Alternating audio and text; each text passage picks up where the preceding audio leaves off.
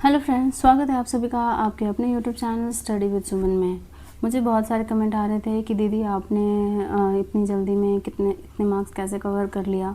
तो मैं आपको बिना टाइम वेस्ट किए बताती हूँ कि सीटेट क्वालिफाई करना इतना भी हार्ड नहीं है, आप इजीली कर सकते हो।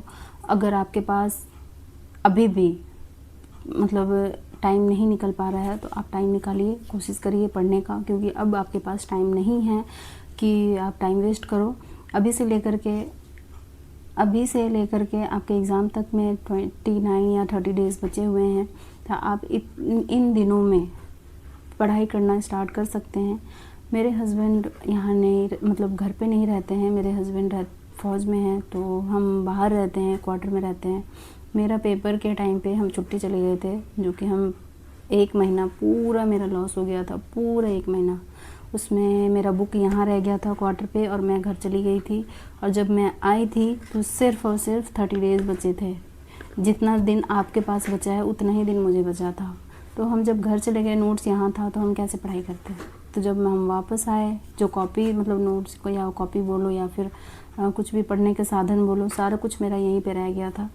तो मैं फिर जब घर गई तो घर का अलग माहौल होता है। हम इतने दिनों बाद जाते हैं तो पढ़ाई लिखाई तो होता नहीं है, तो इसी वजह से मेरी पढ़ाई बिल्कुल ज़ीरो हो गई थी। मेरी पढ़ाई बिल्कुल कुछ नहीं हो पाई थी। मैं जब वापस आई तो पेपर के लिए 1 महीना बचा था, प्रॉपर 1 महीना। और मैंने पढ़ाई फिर शुरू से शुरू किया, और शुरू से शुरू किया का मतलब बैच उस टाइम मैंने ख़रीदा, क्योंकि बैच नहीं होता तो मेरे पास, मुझे लग रहा था कि मैं कहाँ से पढ़ाई करूँ, क्या करूँ, मुझे कुछ समझ नहीं आ रहा था। मैंने उस टाइम बैच भी ख़रीदी थी, इस टाइम में जिस टाइम में अभी हमारे पास 30 डेज़ है। और मैंने एक बुक ख़रीदा था जो कि किरण पब्लिकेशन की ये है, PYQ। आपके पास कंपलसरी है कि ये बुक हो, ज़रूरी नहीं है कि इसी का कोई और भी हो। आपके पास अगर है ठीक है, नहीं है तो आपके पास ये होना बहुत ज़्यादा ज़रूरी है। अगर आपके पास ये है, PYQ है कोई भी पब्लिकेशन का, एनीवे कोई भी पब्लिकेशन का, अगर आपके पास PYQ है तो आप इजीली सीटेट क्लियर कर सकते हो। क्योंकि हमें इन सेट में, मैं इसी से टेस्ट देती थी, इन सेट में हमें पता चल जाता है कि हम पेपर में किस तरह से क्वेश्चंस सॉल्व करेंगे, किस तरह से क्वेश्चंस आएंगे, वो चीज़ हमें घर पे हो जाता है। तो मैंने ये 2 चीज़ें की, एक तो बैच लिया और एक ये बुक परचेस किए। बुक से मैंने बाद में टेस्ट लगाने स्टार्ट किया। पहले तो मैंने कुछ कोर्स कंप्लीट किए। कोर्स कंप्लीट करने में मेरा बहुत टाइम लगता था, मैं लाइव क्लास अटेंड नहीं कर पाती थी। तो मैंने क्या किया, मैं सबसे पहले स्टार्ट की मैराथन देखना, क्योंकि मैं जो जितने देर में मैं एक क्लास देखती थी उतने देर में मेरा एक मैराथन ख़त्म हो जाता था, 2 क्लास में एक मैराथन ख़त्म हो जाता, तो मेरा पूरा CDP कंप्लीट हो जाता था। क्योंकि जब बैच में देखते थे तो 2 दिन 3 दिन में मेरा तो 2-3 क्लास ही ख़त्म हो रहा है। CDP आधा का आधा मतलब क्या, एक क्लास भी नहीं हो रहा है। पर मैराथन में 1 दिन में मेरा CDP पूरा कंप्लीट हो गया, 1 दिन में मेरा पूरा EVS कंप्लीट हो गया, 1 दिन में मैथ कंप्लीट हो गया, 1 दिन में मैथ का CDP कंप्लीट कर लिया मैंने। इस तरह से मैंने किया। फिर जब खाना बनाती थी, कुकिंग करती थी, मेरा ये रियल एक्सपीरियंस है, आपको शेयर कर रही हूँ। अगर आपको इनमें से कुछ भी पसंद आता है तो आप अपने पे अप्लाई ज़रूर कीजिएगा। तो मैं जब खाना बनाती थी तो मैं अपना बड्स लगा लेती थी कान में, तो मुझे उससे हेल्प होता था ये कि मैंने दोनों कान में बड्स लगाया है और फुल साउंड है। तो आपको पता है कि हम जो भी काम कर रहे हैं, हमें कान में जो सुनाई दे रहा है हमारा दिमाग वही सुनेगा। तो मैं खाना बना रही हूँ, रोटी बना रही हूँ, मैं सुन रही हूँ, मैं सब्ज़ी बना रही हूँ, सब्ज़ी कटिंग कर रही हूँ, बर्तन धो रही हूँ, मैं सुन रही हूँ। तो किचन में तकरीबन हम सुबह में 2-2.5 घंटा 3 घंटा तो आराम से देते हैं, फिर शाम को 1 घंटा 2 घंटा तो आराम से देते हैं। तो 5 घंटा जो ये होता था ना, ये मेरा पढ़ने का टाइम भी होता था और काम का भी टाइम होता था। तो ये जो हाउसवाइफ हैं बोलती हैं हम नहीं पढ़ पा रहे, हमारे बच्चे हैं, आपके अगर बच्चे बड़े हो गए हैं, स्कूल चले जाते हैं, तो आप उस टाइम पढ़ने की कोशिश करो कि बच्चे स्कूल चले गए हैं, सारा काम जल्दी से ख़त्म कर लिया, अब अपना पढ़ाई कर लेते हैं। जब तक बच्चे नहीं आ रहे तब तक आप पढ़ाई कर लो, स्कूल से जब तक नहीं आते हैं। अगर बच्चे सो रहे हैं तो आप कुकिंग जब कर रहे हो तो उसी को आप पढ़ने का टाइम बनाओ। क्योंकि मैं रियली मैं वही करती थी, मेरे पास बर्ड्स थे, मैं बर्ड्स लगाती थी और उससे हो जाता था। उसके बाद मैं जब पढ़ने के लिए बैठती थी, रियल टाइम पढ़ाई वाला जो टाइम आता था, ये तो काम का टाइम था, पढ़ने का जब टाइम निकलता था उस टाइम मैं उसको कोशिश करती थी लिखने की। तो लिख करके मैंने इस तरह से छोटा नोट्स बनाया है, देखिए, देख रहे हैं आप, ये शॉर्ट नोट्स है, ये छोटे छोटे पेज में, इतने थोड़े थोड़े पेजेस में पिन अप कर करके मैंने नोट्स बनाए थे। मैराथन में आपके इतने पतले पतले नोट्स ही बनेंगे, CDP के, इंग्लिश के, हिंदी के। मैंने इंग्लिश के भी बनाए हैं, मेरे इसी से इंग्लिश में स्कोर अच्छा मार्क्स करता था, क्योंकि मैं हिंदी मीडियम से हूँ। मुझे इंग्लिश में थोड़ा सा कमज़ोर थी उसमें, क्योंकि उसमें लेंदी आते हैं, पैसेजेस नहीं हो पाता था सॉल्व, CDP भी समझ में नहीं आता था, ऊपर ऊपर पार हो जाते थे। तो मैंने उस वीडियो में मैम निधि मैम को फॉलो किया था। एक ही टीचर को फॉलो करिए, आप भी कोई भी टीचर आप जिससे कर रहे हो अच्छे हैं, सारे टीचर अच्छे हैं, आप जिससे कर रहे हो आप उन्हीं का फॉलो कीजिए, उन्हीं को रखिए। और मैं जिनको करती थी फॉलो, मैं उन्हीं को हमेशा फॉलो किया है, उनका नोट्स बनाया था, उन्हीं को मैं बार बार रिविज़न करती थी जब मुझे डाउट लगता था। आप भी यही कीजिएगा। और मेरा सबसे ज़्यादा इम्प्रूव करता था कि मैं पहले तो वीडियो सुन रखी थी, एक बार तो मैंने सुन लिया है, दूसरी बार मैं क्या करती थी, सुन के नोट्स बनाती थी, तो ये मेरा दोबारा हो जाता था, तो मेरा रिवीजन हो रहा है। ये लिख रही हूँ मतलब क्या, मैं अगर कॉपी में सजा के लिख रही हूँ तो दिमाग में वो बैठते जा रहा है लाइन बाय लाइन, जैसे कॉपी में लाइन बाय लाइन बैठ रहा है वैसे दिमाग में मेरा लाइन बाय लाइन बैठ जाता था, ये होती थी।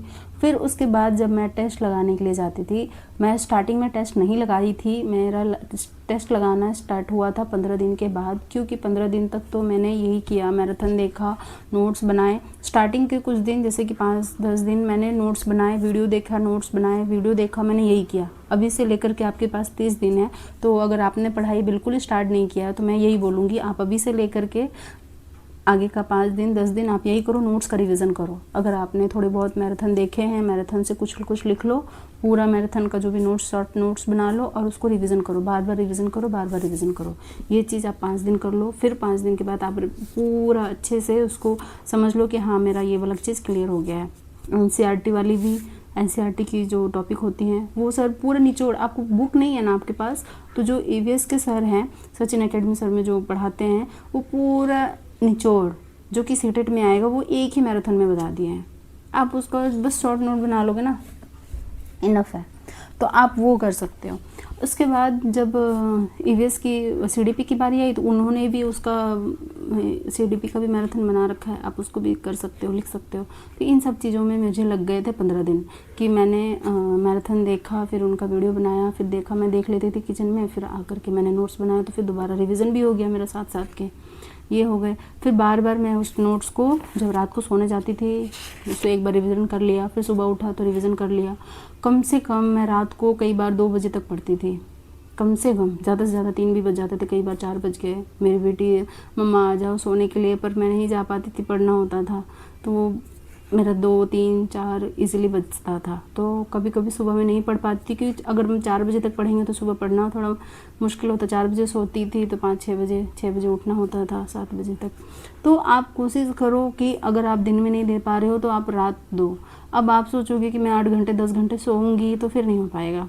तो मैं नहीं सो पाती थी, मैं मुश्किल से रात को, दिन में भी नहीं सो पाती थी। दोपहर में सोचती थी कि मैं जितनी देर सोऊंगी उतनी देर में टेस्ट लगा लूँगी। और क्या, 15 दिन तो रहते हैं, और क्या 20 दिन तो हैं, 1 महीने बाद तो मुझे सोना ही है ना।